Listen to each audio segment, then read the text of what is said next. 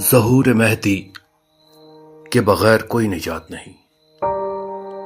اگر کوئی سمجھتا ہے مسیح کے علاوہ کوئی ہے جو اس زمین پر عمل لائے گا، زمین کو ظلم سے طاہر کرے گا، عدل سے دھرتی سجائے گا، زمین کو صورت جنت بنائے گا، تو پھر آگاہ ہو جائے، ظہور مہدی موعود سے پہلے کبھی ایسا نہیں ہوگا۔ کسی کو گر گمان ہے کہ قیام مہدی دارین سے پہلے کبھی دنیا میں رب کا نام مانا جائے گا، تو جان لے ہرگز کبھی ایسا نہیں ہوگا۔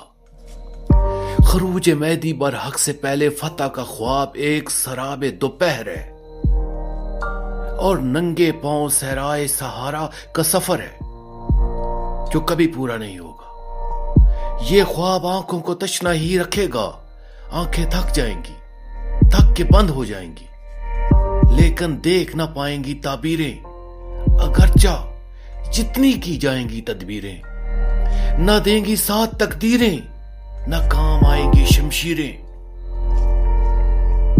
زمانے کے افق سے شمس نور حق ابھرنے تک، رکاب راہوار غیب سے اس سوار اثر کا پاؤں اترنے تک، جہاں بھر میں اندھیرا ہی رہے گا، ظلمتوں کا دور ہوگا، صرف ظلم و جور ہوگا، اور فقط ابلیسیت کا راج ہوگا۔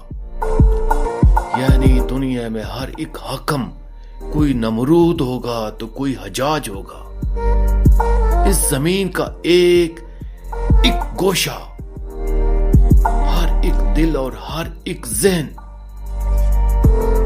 اسی کی سلطنت ہوگی جسے دجال کہتے ہیں۔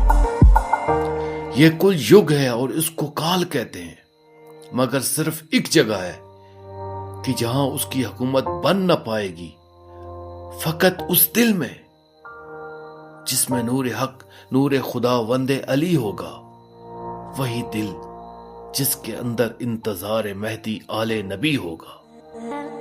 ہمیشہ دی خیر۔